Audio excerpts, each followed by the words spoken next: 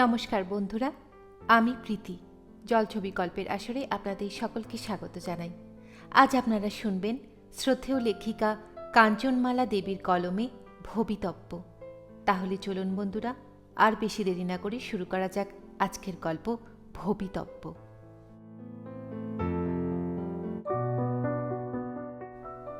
অনেকদিন পরে দেশে ফিরিয়া আসিয়াছি। দেশে এখন সবই যেন নূতন মনে হইতেছে, সবই বড় মধুর লাগিতেছে। অনেকদিন পরে কলিকাতায় আসিয়া প্রাণের আনন্দে খুব ঘুরিয়া বেড়াইতেছি।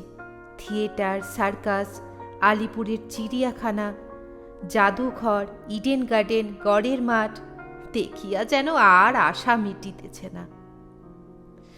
ইডেন গার্ডেনের সম্মুখেই জাহাজ লাগিবার জন্য একটা মস্ত নূতন ঘাট তৈয়ারি হইয়াছে। বিদেশ যাইবার পূর্বে সেটা দেখিয়া যাই নাই, তাই প্রায় প্রত্যহই একবার করিয়া সেখানে যাইতাম।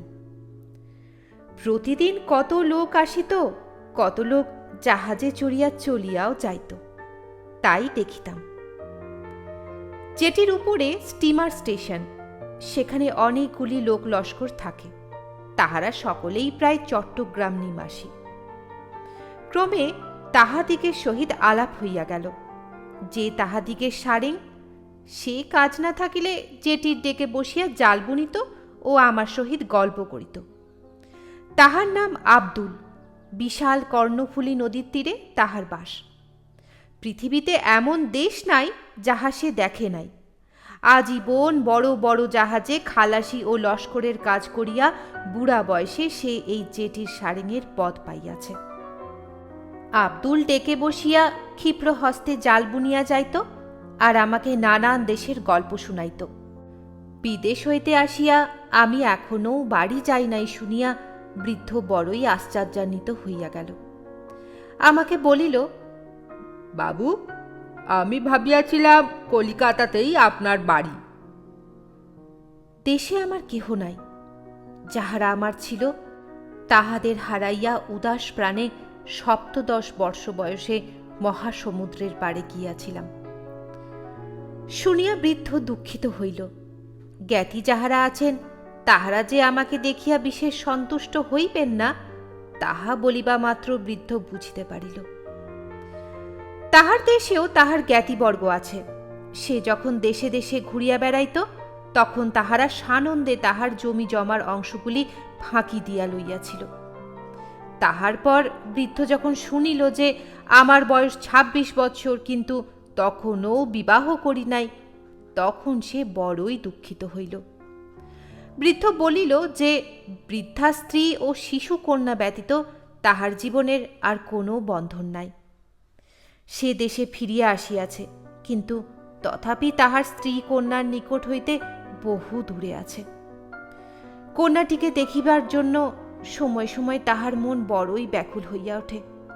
যখন হাতে কাজ না থাকে, তখন চিন্তার হাত হইতে পরিত্রাণ পাইবার জন্য সে এক মনে জাল বুনিতে থাকে। ক্রমে যেটির সকল লস্করই আমায় চিনিয়া ফেলিল এবং সারেঙের বন্ধু বলিয়া আমাকে খাতির করিত। একদিন একখানি জাপানি জাহাজ আসিয়া জেটিতে লাগিতেছিল। আব্দুলের সেদিন আর কথা কহিবার অবকাশ ছিল না। লস্করেরা জাহাজের কাছি বাঁধিতেছিল, সিঁড়ি লাগাইতেছিল। আব্দুল ব্যস্ত হইয়া জেটির চারিদিকে ছুটিয়া বেড়াইতেছিল। জাহাজখানা তখনও জেটি হইতে একটু দূরে ছিল, আর আমি একরাশি মোটা কাছির উপরে বসিয়া একদৃষ্টে জাহাজ দেখিতেছিলাম। জাহাজখানি ছোট, তাহার নামটা এখনও মনে আছে। তাহার পশ্চাতে বড় বড় মোটা ইংরাজি অক্ষরে লেখা ছিল, হাকাতা মারু নাগাসাকি। জাহাজের উপর সারি সারি জাপানি নাবিক দাঁড়াইয়াছিল। তাহাদিগকে দেখিলে ইংরাজ বলিয়া ভুল হয়। তাহাদিগের কাপ্তেনও জাপানি।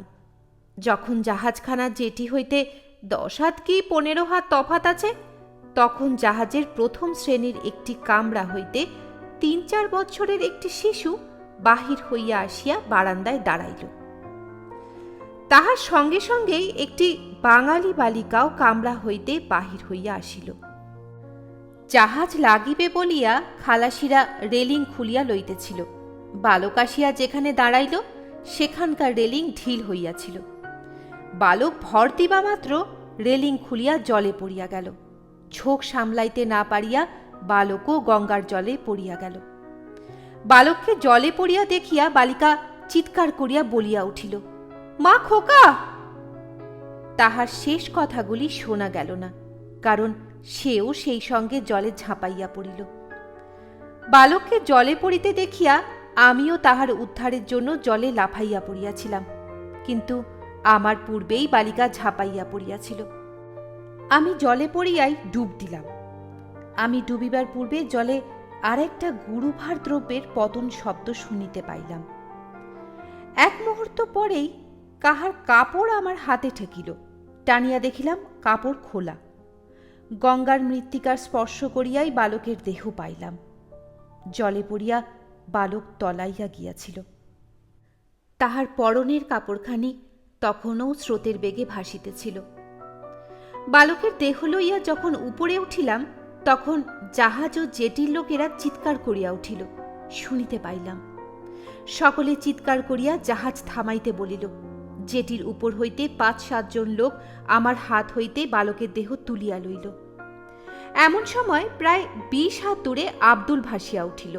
লোকে তাহাকে দেখিয়া আবার চিৎকার করিয়া উঠিল, কিন্তু সে হাত নাড়িয়া জানাইল যে সে কিছুই পায় নাই। তাহার পরক্ষণেই আব্দুল পুনরায় ডুব দিল। জাহাজ তখন জেটি হইতে ৫ হাত দূরে। সকল লোকেই তখন জাহাজ থামাইবার জন্য চিৎকার করিতেছে। জাহাজের কর্মচারীরাও তাহাদের ভাষায় কি আদেশ দিতেছিল, তাহা শুনিয়া আমার ভরসা হইল। আমি পুনরায় ডুবিলাম।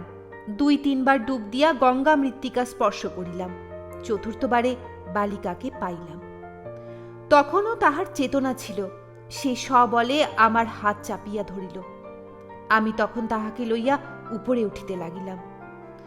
অল্প দূর উঠিয়াই মাথায় বড় লাগিল। বুঝিলাম জাহাজের বা জেটির তলায় আসিয়াছি। ধীরে ধীরে তলা ধরিয়া উপরে উঠিলাম। তখন আমার শ্বাস প্রায় রুদ্ধ হইয়া আসিয়াছে। বুঝিলাম জাহাজ থামানো হয় নাই। তখন জেটি বা জাহাজের উপরের লোক আমাকে আর দেখিতে পাইতেছে না। বালিকা প্রায় অচেতন হইয়া পড়িয়াছে। প্রাণপণ শক্তিতে জেটির পাশে যাইবার চেষ্টা করিলাম। ৫-৭ খানি বড় নৌকার উপরে জেটি নির্মাণ করা হইয়াছিল। দেখিলাম ২ খানা নৌকার মধ্যে একজন লোক জলে ভাসিতেছে। সে আব্দুল। আমি বালিকাকে তাহার দিকে ঠেলিয়া দিলাম। সে বালিকাকে ধরিল। তাহার পর আর যাইতে পারিলাম না। জাহাজ আসিয়া আমার মাথায় লাগিল। আমার বোধ হইতে লাগিল মাথাটা জাহাজ ও জেটির মধ্যে পিষিয়া গেল।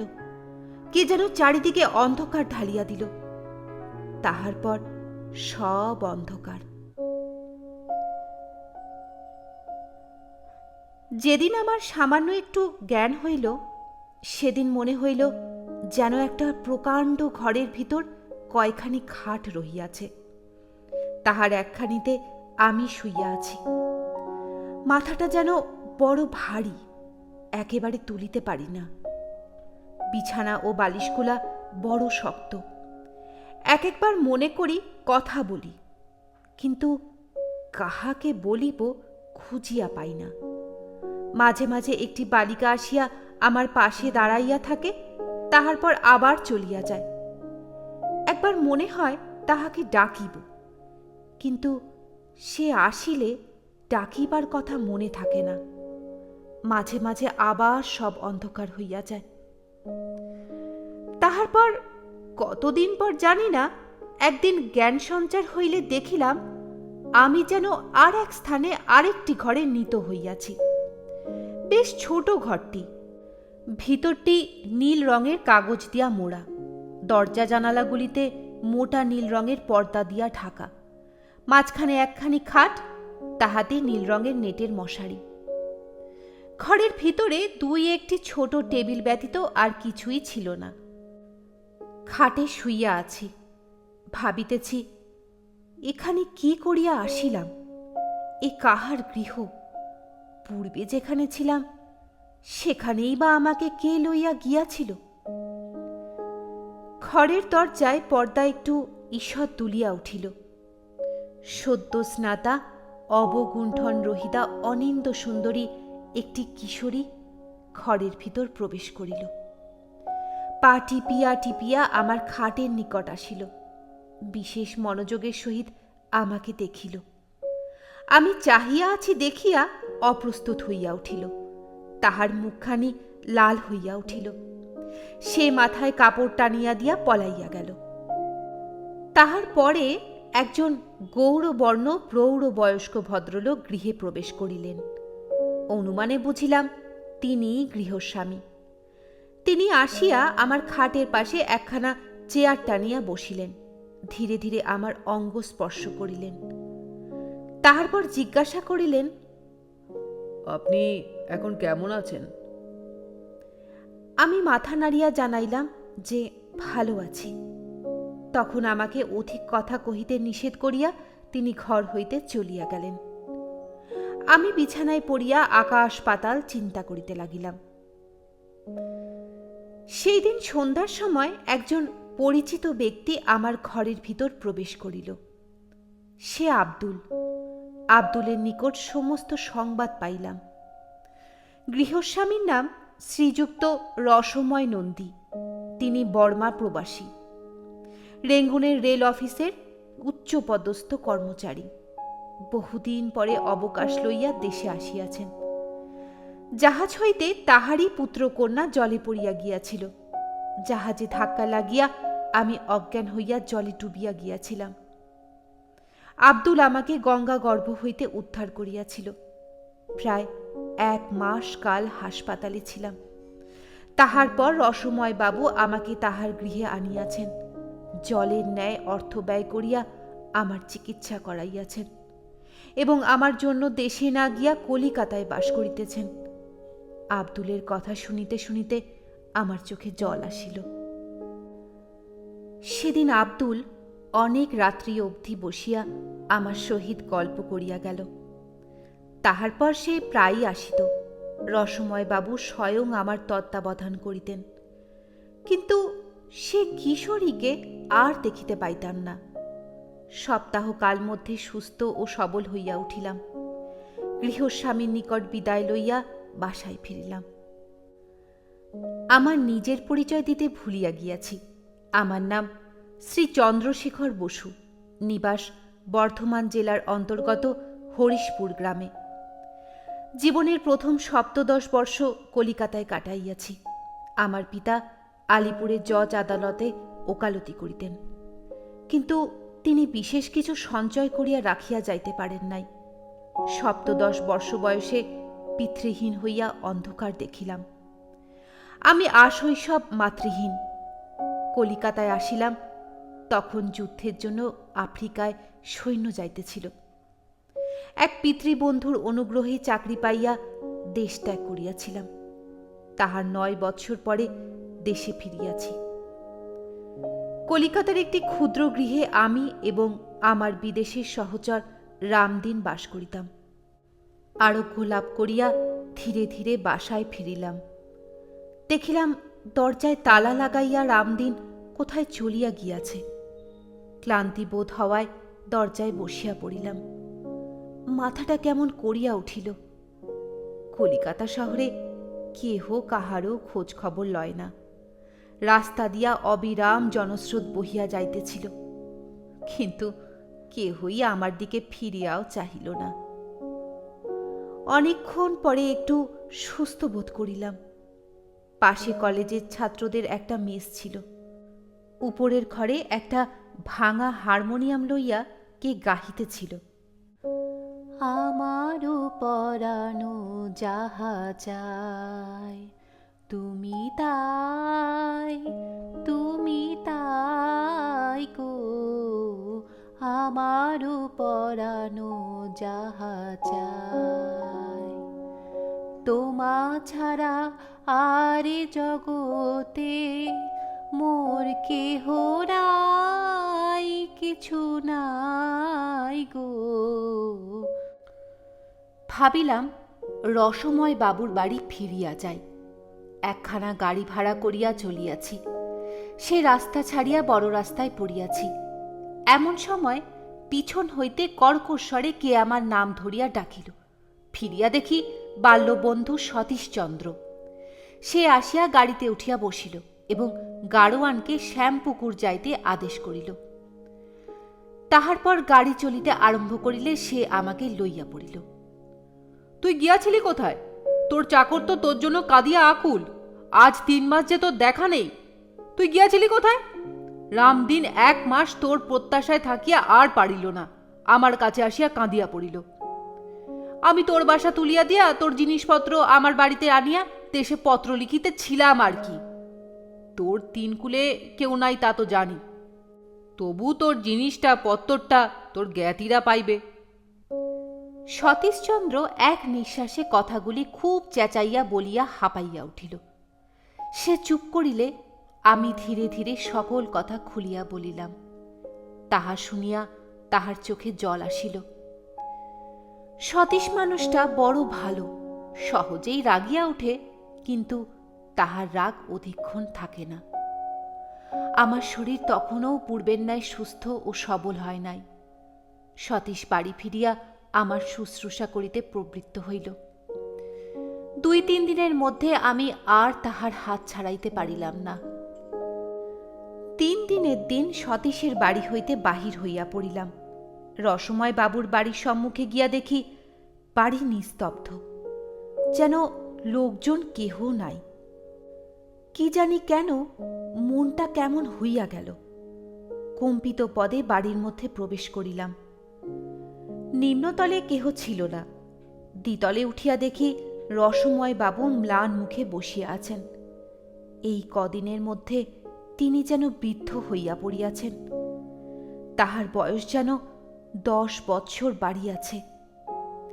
তিনি আমাকে দেখিয়া ছুটিয়া আসিলেন, আমার গলা জড়াইয়া কাঁদিয়া ফেলিলেন, বলিলেন, বাবা, একবার তুমি মিনুকে বাঁচাইয়াছিলে। আমি কপালে দোষে আবার তাহাকে হারাইতে বসিয়াছি। তুমি তাহাকে বাঁচাও। আমি অনেক কষ্টে বৃদ্ধকে সান্ত্বনা দান করিয়া মৃণালিনীকে দেখিতে চলিলাম। যে ঘরে আমার চেতনা ফিরিয়াছিল সেই ঘরে প্রবেশ করিয়া দেখিলাম সেই খাটের উপরে শুষ্ক মৃণালের ন্যায় মৃণালিনী পড়িয়া আছে। তাহার মাথা মুড়াইয়া দেওয়া হইয়াছে। তাহার মাতা শিয়রে বসিয়া মাথায় বরফ দিতেছেন আর অশ্রু বিসর্জন করিতেছেন। মিনু বড়ই ছটফট করিতেছিল। আমি তাহার নিকটে গিয়া বসিলাম। মিনু মাঝে মাঝে অনুচ্চস্বরে কি বলিতেছিল। আমি তাহার পাশে বসিয়া তাহার গায়ে হাত বুলাইতে লাগিলাম।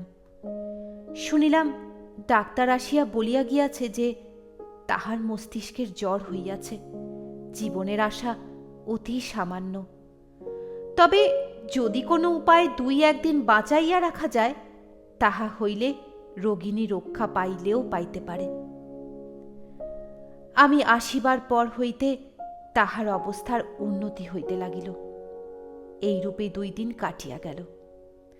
ডাক্তার আসিয়া যখন বলিয়া গেল আর বিপদের আশঙ্কা নাই, তখন রসময় বাবুর স্ত্রী কাঁদিতে কাঁদিতে মিনুর শীর্ণ হাতখানি আমার হাতে দিয়া বলিলেন, বাবা, আজ হইতে মিনু তোমার হইল, আর আমাদের নহে। আমি লজ্জায় অধবদন হইলাম। বলা বাহুল্য, মিনু ওরফে মৃণালিনীর সহিত আমার বিবাহ হইয়া গেল। বিবাহের বরযাত্রী আব্দুল আর রামদিন, আর বরকর্তা স্বয়ং সতীশচন্দ্র। রসময় বাবুর অনুরোধ সত্ত্বেও দেশে কাহাকেও নিমন্ত্রণ করি নাই। মিনুকে লইয়া সতীশের বাড়িতে ফিরিয়া আসিলাম। ফুলশয্যার সময় আনন্দ চাপিয়া রাখিতে না পারিয়া সতীশচন্দ্র গান ধরিল, কাছে তার যায় যদি কত যেন পাই নিধি, তবু হরষের হাসি ফুটে ফুটে ফুটে না। সতীশের স্ত্রী তখন আমায় ঠাট্টা করিতেছিলেন, কিন্তু তখনই তাহাকে ছুটিতে হইল, কারণ সতীশের রাসব বিনিন্দিত কণ্ঠস্বর তাহার কনিষ্ঠ পুত্রের নিদ্রাভঙ্গ করিয়াছিল। সেই সময় একটা দমকা বাতাসে ঘরের দরজা খুলিয়া গেল। দেখিলাম ছাদে বসিয়া রামদিন গাহিতেছে। আব্দুল তাহার সম্মুখে বসিয়া নিবিষ্ট চিত্তে শুনিতেছে। এতক্ষণ শুনছিলেন শ্রদ্ধেয় লেখিকা কাঞ্চনমালা দেবীর কলমে ভবিতব্য। আশা করি গল্পটি সকলের খুব ভালো লেগেছে। এইরকম আরও ক্লাসিক গল্প যদি আপনারা শুনতে চান তাহলে অবশ্যই জলছবি চ্যানেলটিকে সাবস্ক্রাইব করে রাখবেন এবং আমার গল্প পাঠ আপনাদের কেমন লাগছে তা অবশ্যই একটা কমেন্ট করে জানাবেন। নতুন গল্প নিয়ে খুব শীঘ্রই আবার ফিরে আসব। ততক্ষণ সবাই ভালো থাকবেন, সুস্থ থাকবেন। আজকের মতো আসি তাহলে। ধন্যবাদ।